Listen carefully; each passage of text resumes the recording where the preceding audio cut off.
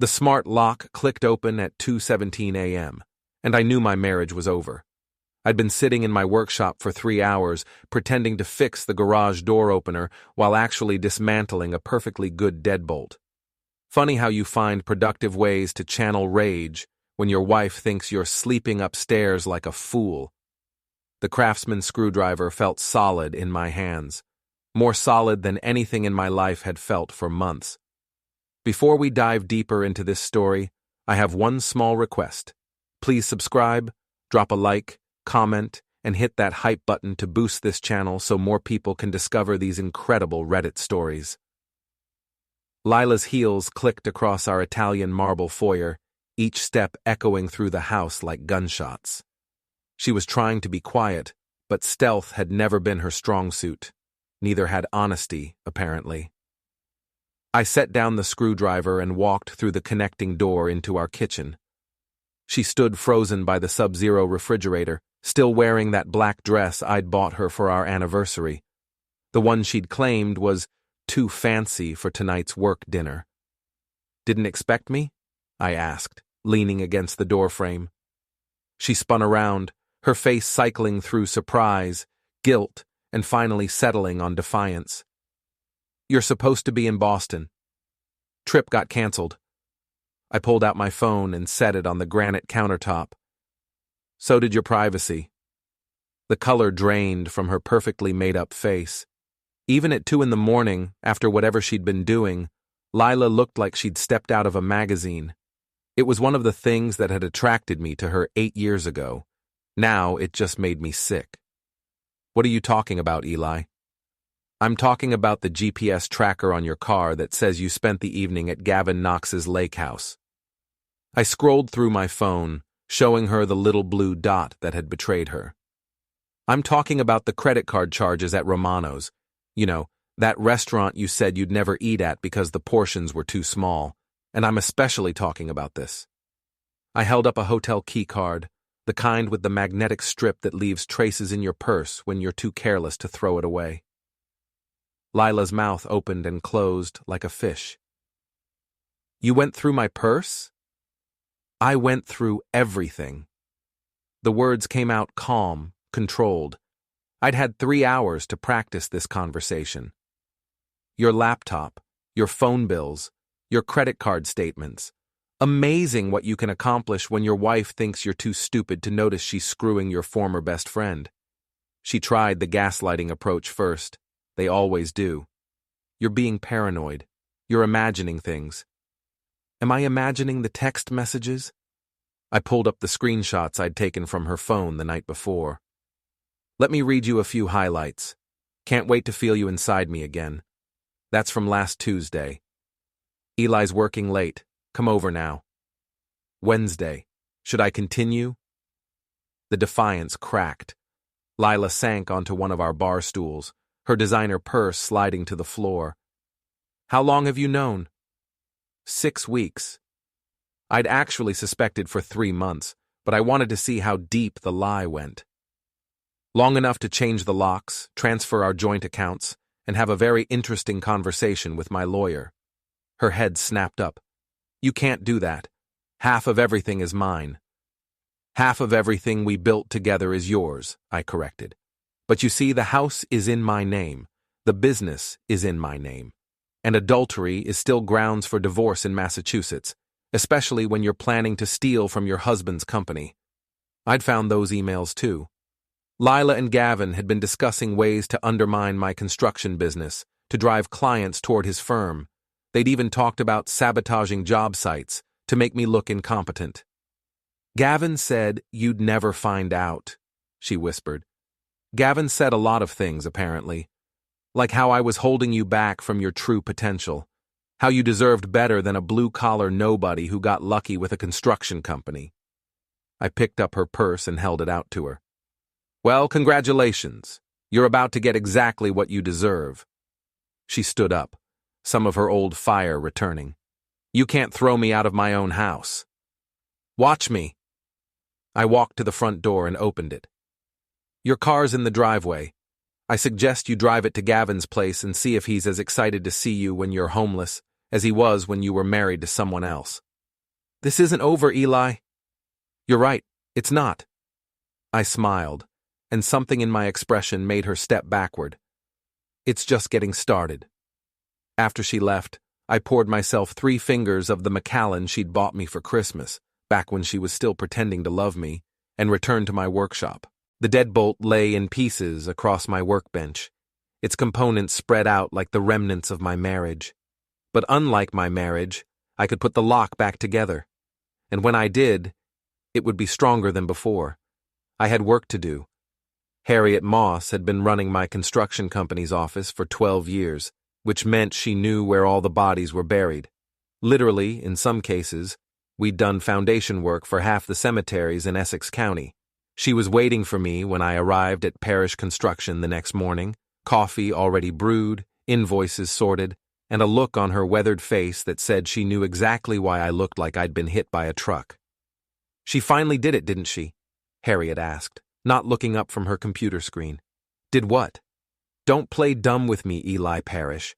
I've been watching that wife of yours circle the drain for 2 years. The question is, what are you going to do about it?" I settled into the chair across from her desk. At 63, Harriet had survived 2 husbands, 3 heart attacks, and countless attempts by competitors to poach her away from us. She was tougher than the concrete we poured and twice as reliable. "What makes you think I'm going to do anything?" She finally looked up, her steel-gray eyes boring into mine. "Because yesterday afternoon Vanessa Chen was here asking questions about our client list. Said she was doing research for some charity event Lila's organizing." Harriet's expression could have frozen water. "Funny thing is, I called the charity. They've never heard of Vanessa Chen." Vanessa was Lila's best friend and biggest enabler. They'd been sorority sisters at Boston University, and Vanessa had spent the last 8 years encouraging every bad decision my wife had ever made. If she was sniffing around my business, it meant the affair was about to go public. "What did you tell her?" "That our client information is confidential and she could kiss my ass." Harriet leaned back in her chair. "But she got a good look at the lobby before I threw her out. Saw the photos of our recent projects, the awards on the wall. I'd bet money she was taking pictures with her phone." I felt the familiar tightness in my chest that had been my constant companion for weeks. "They're planning something." "Of course they are. The question is, are you going to sit there and take it like a good little victim, or are you going to remind them why you don't mess with a man who knows how to use power tools?" Dale Brennan chose that moment to walk through the front door, work boots caked with mud from the Riverside Elementary project. My foreman was built like a brick wall and had the subtlety of a sledgehammer, but he was loyal as a dog and twice as protective. "Morning, boss. You look like shit." Dale grabbed a cup of coffee and perched on the edge of Harriet's desk. "What's got your panties in a twist?" "Lila's been sleeping with Gavin Knox," I said. No point in sugarcoating it. Dale's coffee mug stopped halfway to his mouth. "That pretentious asshole from Knox and Associates?" "The same." "Well, I'll be damned." Dale set down his mug and cracked his knuckles. "Want me to pay him a visit? I still owe him for that bullshit he pulled on the Morrison job." 2 years ago, Gavin had tried to steal our biggest client by spreading rumors that we were using substandard materials. It had cost us 3 months of work and nearly $50,000 in lost revenue. I'd let it slide because Lila had begged me not to make waves in our social circle. Funny how different things looked now. "Not yet," I said, "but I might need your help with something else." I spent the next hour filling them in on everything I'd discovered. Harriet took notes like she was planning a military campaign, while Dale's expression grew darker with each revelation. "So they're not just screwing around," Harriet said when I finished. "They're planning to destroy your reputation and steal your clients. That's about the size of it. And you're sure about the evidence?" I pulled out my phone and showed them the screenshots I'd taken of Lila's messages. Some were explicit enough to make Harriet blush, which was saying something. Others detailed specific strategies for undermining my business relationships. Dale whistled low. "She really went all in on this, didn't she?" "Lila never does anything halfway." I pocketed the phone. The question is, what do we do about it? We? Harriet raised an eyebrow. You two are the only people I trust right now. Everyone else in our social circle is either Team Lila or Team Gavin, or they're waiting to see which way the wind blows before they pick a side. What about Marcus and Jennifer? You guys have been friends since college. Marcus Webb and his wife Jennifer had been our closest friends for 15 years. We'd been best men at each other's weddings, godparents to each other's kids. If anyone would stand by me, it should be them. I called Marcus this morning, I said. Told him what was happening. Want to know what he said? Harriet and Dale waited. He said maybe I should look at what I was doing wrong in my marriage that drove Lila to cheat. Then he suggested couples therapy. Dale's face turned red. Are you kidding me? I wish I were. Apparently, Lila's been working on them for weeks, laying the groundwork, telling them how unhappy she was, how I was neglecting her, how I was too focused on work to pay attention to our relationship. Classic cheater playbook, Harriet muttered. Make yourself the victim before anyone finds out you're the villain. It gets better. Jennifer called me an hour later to say they were having a dinner party this weekend, and it would be awkward if I came because Lila and Gavin would be there. She suggested I use the time to reflect on my role in the breakdown of my marriage. The silence that followed was deafening. Finally, Dale spoke. Boss, with friends like that, you don't need enemies. No, I said, feeling something cold and hard settle in my chest. But I'm about to make some anyway. The dinner party was exactly what I'd expected. A carefully orchestrated performance designed to normalize Lila's betrayal and paint me as the unreasonable ex-husband who couldn't accept that marriages sometimes end. I wasn't invited, but that didn't stop me from watching.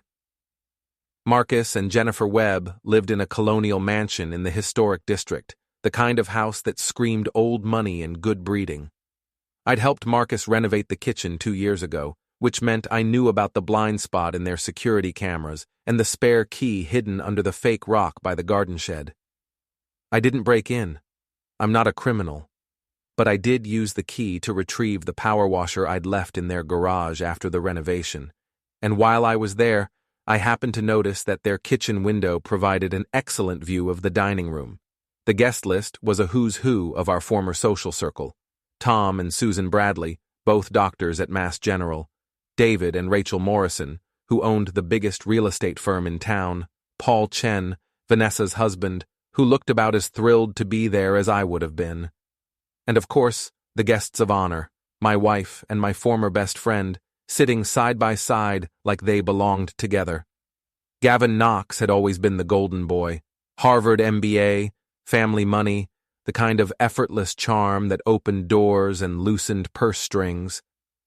He'd started Knox & Associates 5 years ago with backing from his father's investment firm, and he'd spent every day since trying to prove he was more than just a trust fund baby with good connections. Watching him laugh at something Lila whispered in his ear, I felt the familiar surge of rage that had been my constant companion for weeks. But underneath it was something else, a cold, calculating fury that surprised me with its intensity. They looked so comfortable together, so confident that they'd won. I took photos with my phone, making sure to capture the cozy body language, the intimate gestures, the way Gavin's hand rested possessively on Lila's thigh. Then I made my way back to my truck and drove home. But I didn't stay there. An hour later, I was parked outside Romano's, the upscale Italian place where Lila and Gavin had been having their romantic dinners. The same restaurant where I'd proposed to my wife 8 years ago, back when I thought we were building something that would last. I didn't have to wait long. They arrived at 9:30, Gavin's silver Porsche purring into the valet stand like a mechanical cat. He handed over the keys with the casual arrogance of someone who'd never worried about money, then helped Lila out of the passenger seat with exaggerated gallantry. She was wearing the red dress I'd bought her for our anniversary, the one she'd never worn for me because it was too flashy. I waited until they were seated at their usual table, the one by the window where everyone could see them, before I made my move. The hostess recognized me. "Mr. Parish, how lovely to see you. Will Mrs. Parish be joining you tonight?" "Actually, she's already here." I nodded toward the window table. "But I think there's been some confusion about the reservation." I walked across the dining room like I owned the place, my work boots clicking against the marble floor. Conversation stopped as I passed. Everyone knew who I was, and everyone could see where I was headed. Lila saw me first. Her face went white, then red, then white again. She grabbed Gavin's arm and whispered something urgent. Gavin turned in his chair, and for just a moment I saw fear in his eyes. Good. He should be afraid. Eli. He stood up, extending his hand like we were old friends meeting for drinks. What a surprise. I looked at his hand but didn't take it. Is it? Because I'm not surprised at all. In fact, I've been expecting this for weeks. Perhaps we should discuss this privately, Gavin said, glancing around at the other diners who were now openly staring. Why? Afraid people might hear the truth? I pulled out my phone and scrolled to the screenshots of Lila's text messages. Because I've got plenty of truth to share. Lila finally found her voice. Eli, don't do this. Not here. Not here? Where would you prefer? Our house? Oh wait, you don't live there anymore. I looked at Gavin. How's the lake house working out? I hope you don't mind that she talks in her sleep. Fair warning, she also steals the covers. That's enough, Gavin said, his voice tight with barely controlled anger. I'm just getting started. I held up my phone so the couple at the next table could see the screen. Want to hear what my wife really thinks about our marriage? Because she's been very detailed in her correspondence. You're making a scene, Lila hissed. Am I? Because from where I'm standing, you two are the ones making a scene. You've been the entertainment for half the town for months. I looked around the restaurant, making eye contact with several people I recognized. How many of you knew my wife was cheating on me? Show of hands. The silence was deafening. Come on, don't be shy. Small towns don't have secrets, just things people pretend not to know. I turned back to Gavin. But you didn't just want to screw my wife, did you? You wanted to screw my business too. Gavin's composure finally cracked. You don't know what you're talking about. Don't I? I scrolled to another screenshot, this one showing an email exchange between Lila and Gavin about sabotaging the Morrison project. Want me to read this one out loud? It's got some interesting details about how you plan to make me look incompetent. Eli, please, Lila said, tears starting to flow. Can't we discuss this like adults? Adults don't sneak around behind their spouse's back for 6 months. Adults don't plan to destroy someone's livelihood because they're too cowardly to ask for a divorce. I leaned down so only she could hear me. But don't worry. I'm going to handle this like an adult. I'm going to destroy you both, and I'm going to do it completely legally. I straightened up and looked at Gavin one more time. Enjoy your dinner. And Gavin, you might want to check your business insurance. I have a feeling you're going to need it. I walked out of Romano's with every eye in the place following me. Behind me, I could hear the buzz of conversation starting up, the whispered speculation and shocked commentary. Phase 1 was complete. The fallout from Romano's was swift and brutal. By noon the next day, everyone in our social circle had heard about the confrontation. The story grew with each telling, gaining details and drama like a snowball rolling downhill. I was in my office when Marcus Webb called. What the hell were you thinking last night? His voice was tight with anger. Jennifer's phone has been ringing all morning. Everyone's talking about your little performance. Good. Maybe now people will know the truth about what kind of person they've been defending. The truth? The truth is that you humiliated yourself and everyone who cares about you. Lila called Jennifer in tears. She's devastated. I felt something cold settle in my stomach. She's devastated? She cheated on me for 6 months and planned to destroy my business, and she's the one who's devastated. Marriages end, Eli. It happens. But there are civilized ways to handle these things. Like the civilized way she handled our marriage vows. You're being deliberately obtuse. Lila made a mistake, but... A mistake? I was on my feet now, pacing behind my desk.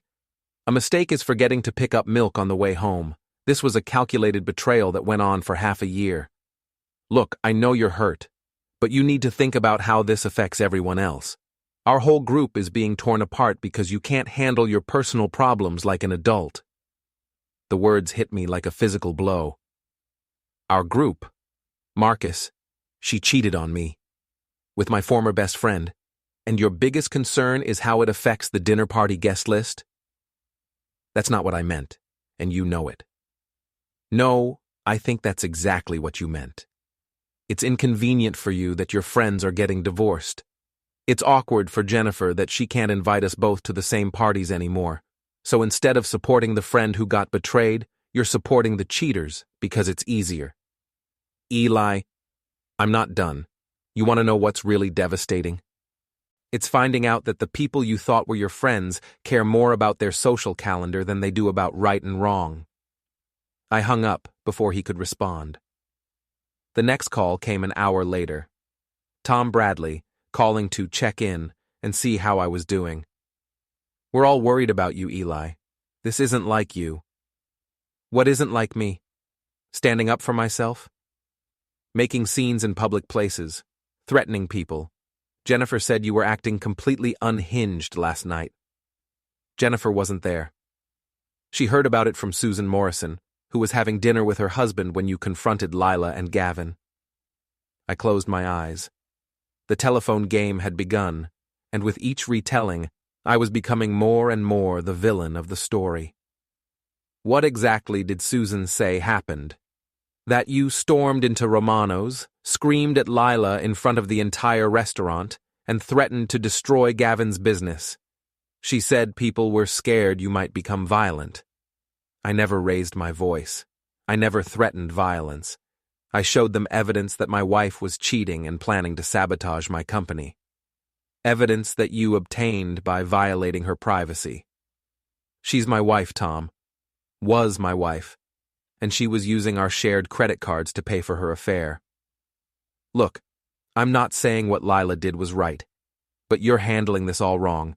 You need to step back, get some therapy, and figure out how to move forward constructively. Constructively? Like Lila moved forward constructively when she decided to sleep with Gavin? That's not the point. That's exactly the point. But you're right about one thing. I do need to figure out how to move forward. And I'm starting to realize that doesn't include people who think I should just shut up and accept being betrayed. I hung up on him too. The third call came from David Morrison, then Paul Chen, then 3 other people from our social circle, all with variations of the same message. I was handling things badly, I was making everyone uncomfortable, and I needed to find a more mature way to deal with my marital problems. Not one of them expressed any anger at Lila for cheating. Not one of them criticized Gavin for betraying our friendship. But they all had plenty of advice for how I should quietly accept my humiliation and move on with my life. By 5 o'clock, I was done taking calls. I turned off my phone and sat in my office, staring out the window at the construction site across the street. Men in hard hats were pouring concrete for a foundation, the same kind of work I'd been doing for 15 years, building things, creating something solid and permanent that would last. Everything I'd thought I was doing with my marriage and my friendships had turned out to be built on sand. But my business, that was real. The buildings I'd constructed, the jobs I'd completed, the reputation I'd earned, that couldn't be taken away by lies and social manipulation. Harriet knocked on my office door. "You okay in there?" "Define okay." She came in and sat down across from my desk. "I've been fielding calls all day. Half the town wants to hire us to build something, and the other half is calling to cancel their contracts. Which half is bigger?" "The first half, by about 3 to 1. Turns out a lot of people don't like cheaters and backstabbers. Who knew?" Despite everything, I smiled. "Any word from our friends at Knox & Associates?" "Funny you should ask." Harriet pulled a folded piece of paper from her pocket. Gavin Knox called this morning. Wanted to know if we'd be interested in a partnership. Apparently he thinks there's been a misunderstanding that could be resolved with the right business arrangement. I took the paper and read Gavin's proposal. It was exactly what Lila's emails had described, a merger that would put him in charge of operations while I provided the workforce and infrastructure. In other words, he'd get the profit while I did the work. What did you tell him? That he could take his partnership and shove it where the sun doesn't shine, but I was more polite about it. Good, because I've got a better idea. I spent the next hour outlining my plan to Harriet and Dale. It was ambitious, risky, and completely legal. Most importantly, it would give Lila and Gavin exactly what they deserved. You sure about this? Dale asked when I finished. I've never been more sure of anything in my life. What about your friends? They're not going to like it. They're not my friends, I said. Friends don't abandon you when things get difficult. Friends don't ask you to quietly accept betrayal for the sake of their social comfort. Real friends would be helping me plan this revenge instead of telling me to get therapy. Harriet grinned. Well, in that case, let's get to work. 3 weeks later, everything was in place. The charity auction was Lila's idea, of course. She'd been planning it for months as a way to establish herself as a social leader in town. The cause was worthy, raising money for the new children's wing at the hospital, and the venue was perfect, the ballroom at the Hawthorne Hotel, where all the right people would be in attendance. What Lila didn't know was that I'd been working behind the scenes to make sure the evening went exactly as planned. It started with Mrs. Eleanor Baird, the 78-year-old gossip queen who lived next door to our house. Mrs. Baird had been documenting my wife's affair with the dedication of a private investigator, complete with photographs, timestamps, and detailed notes about who came and went from our house when I wasn't there. I never liked that woman, Mrs. Baird told me when I visited her the week before the auction. Too fancy for her own good. And that man she's been sneaking around with, he parks his car in your driveway like he owns the place. She showed me a manila folder thick with evidence, photos of Gavin's Porsche in our driveway at all hours, pictures of him and Lila kissing by our pool, screenshots of social media posts that contradicted their alibis. Why didn't you tell me about this sooner? I asked. Because I was waiting to see if you had any backbone. Most men would have just rolled over and let themselves be walked on. She smiled, and I saw the steel beneath her grandmotherly exterior. But you're fighting back. Good.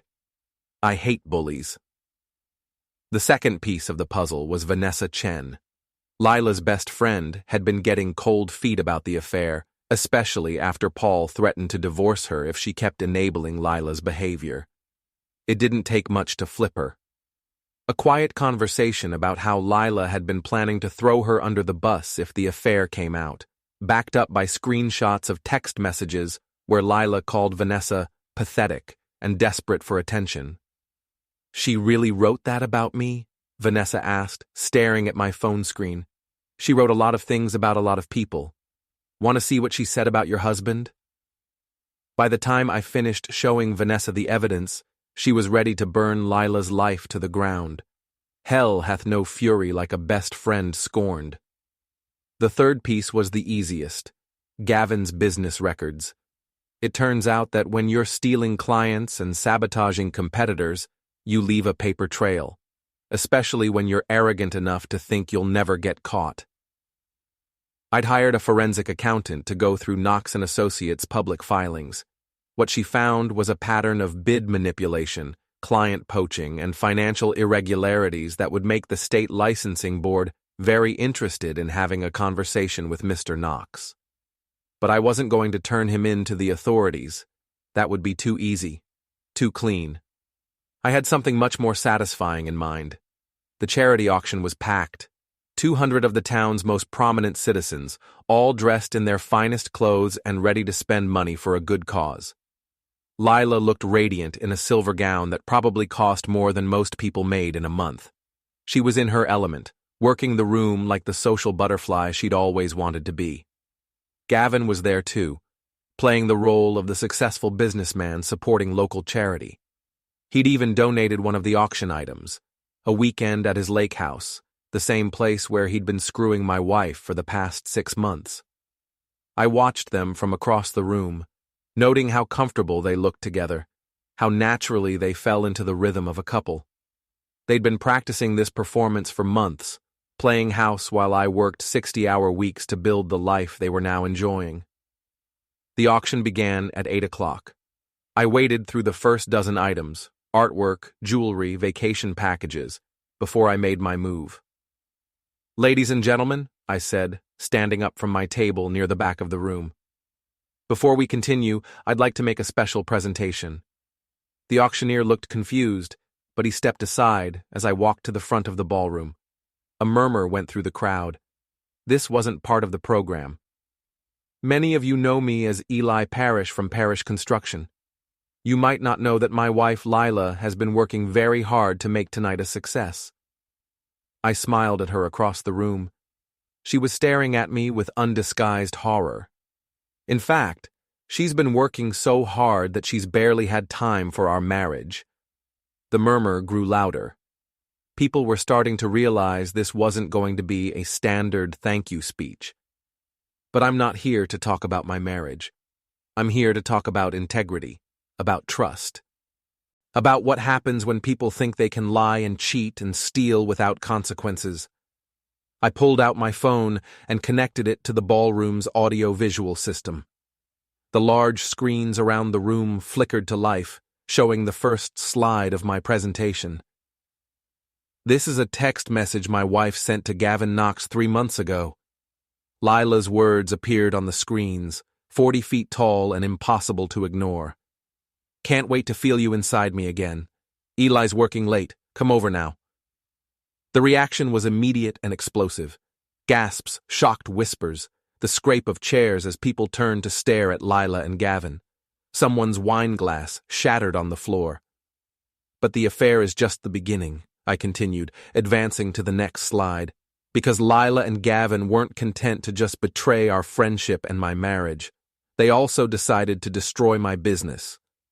The next series of slides showed email exchanges between Lila and Gavin, detailing their plans to sabotage my company, strategies for stealing clients, ideas for making me look incompetent, even discussions about damaging equipment on job sites. "This email is from Gavin to my wife, dated 2 weeks ago. Once Parish Construction is out of the picture, we can merge our operations and dominate the market. Your husband is too stupid to see it coming." The crowd was in chaos now. People were shouting, pointing, pulling out their phones to record everything. At the head table, Lila was crying, and Gavin was on his feet, his face red with rage. "You bastard!" Gavin shouted over the noise. "You can't prove any of this." "Can I?" I clicked to the next slide, which showed bank records documenting payments from Knox and Associates to 3 of my former clients. Payments made the same week those clients canceled their contracts with me. Industrial espionage is a felony, Gavin. So is fraud and conspiracy. I turned to address the crowd directly. "Ladies and gentlemen, you came here tonight to support a worthy cause. Instead, you've discovered that 2 of your neighbors are thieves and liars who've been laughing at all of you behind your backs." The final slide was a compilation of text messages where Lila and Gavin mocked the very people who were now staring at them in shock, calling Tom Bradley a boring drunk, making fun of Susan Morrison's weight, describing the charity auction as a chance to fleece the sheep. "So here's my contribution to tonight's auction," I said, my voice carrying clearly through the stunned silence. "Complete documentation of everything you've just seen, delivered to the State Attorney General's office, the Better Business Bureau, and the IRS, because if we're going to clean up this town, we might as well do it thoroughly." I disconnected my phone and walked toward the exit. Behind me, the ballroom erupted in chaos. I could hear Lila sobbing, Gavin shouting, and 200 voices all talking at once, but I didn't look back. I'd said everything I needed to say. Outside in the parking lot, I found Mrs. Baird waiting by my truck. She was wearing her best dress and a satisfied smile. "That was even better than I hoped," she said. "Did you see Vanessa's face when that last slide came up? I thought she was going to faint." She helped make it happen. Turns out Lila wasn't as careful about who she insulted as she thought. And Gavin? Gavin's about to discover that when you build your business on lies and fraud, it doesn't take much to bring the whole thing crashing down. Mrs. Baird patted my arm. "Your parents would be proud of you, son. They raised you to stand up for yourself." As I drove home, I thought about what came next. The legal battles, the social fallout, the long process of rebuilding my life without the people I'd thought were my friends.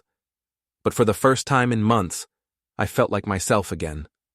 I'd taken back my power, exposed the truth, and given Lila and Gavin exactly what they deserved. It wasn't just revenge. It was justice. And it was only the beginning. The divorce papers were filed the next morning. By noon, 3 of Gavin's biggest clients had canceled their contracts. By evening, the state licensing board had opened an investigation into Knox and Associates. Lila tried calling me 17 times. I didn't answer. She'd had 6 months to talk to me. Now it was my turn to stay silent. Marcus Webb left a voicemail calling me vindictive and cruel. Jennifer sent a text saying I was no longer welcome in their home. Tom Bradley posted on social media about the importance of handling personal problems with dignity and class. I deleted all of them without responding. But I did save the message from Dale. "Boss, you magnificent bastard. I've never been prouder to work for someone." And the one from Harriet. "Parish Construction's phone has been ringing all day. Everyone wants to hire the guy who had the balls to stand up to the bullies. We're booked solid for the next 6 months." 3 days later, Gavin Knox filed for bankruptcy. His company collapsed under the weight of canceled contracts, legal fees, and a criminal investigation that was expanding daily. Lila moved back in with her parents in Connecticut. She tried one last time to contact me, sending a handwritten letter that arrived 2 weeks after the auction. "Eli," it began, "I know you'll never forgive me, and I don't expect you to, but I want you to know that I never meant for things to go this far. I made terrible choices, and I hurt the one person who never deserved it. You were always too good for me. I just wish I'd realized it before I destroyed everything we built together." I read the letter twice, then fed it into the shredder in my office. Some bridges, once burned, can never be rebuilt, and some people, once they've shown you who they really are, don't deserve a second chance. 6 months later, Parish Construction was the most successful building company in 3 counties. I'd hired 8 new employees, bought a fleet of new trucks, and moved into a larger office building. I was also single, friendless, and perfectly content with both conditions. Because I'd learned something important during those dark months. It's better to be alone with your integrity than surrounded by people who'll abandon you the moment it becomes convenient. Lila and Gavin had thought they could destroy me. Instead, they'd freed me from the burden of caring what people thought, the exhausting work of maintaining relationships with people who didn't really care about me. They'd given me the greatest gift possible, the truth about who my real friends were. Turns out, I didn't have any, but I didn't need any. I had my work, my reputation, and my self-respect. After everything that had happened, that was more than enough. The last I heard, Lila was working as a receptionist at a dental office in Hartford. Gavin was selling insurance and living in a studio apartment above a pizza shop. They'd gotten exactly what they deserved, each other and nothing else. As for me, I was building things again, real things, things that would last. And this time, I was building them on solid ground.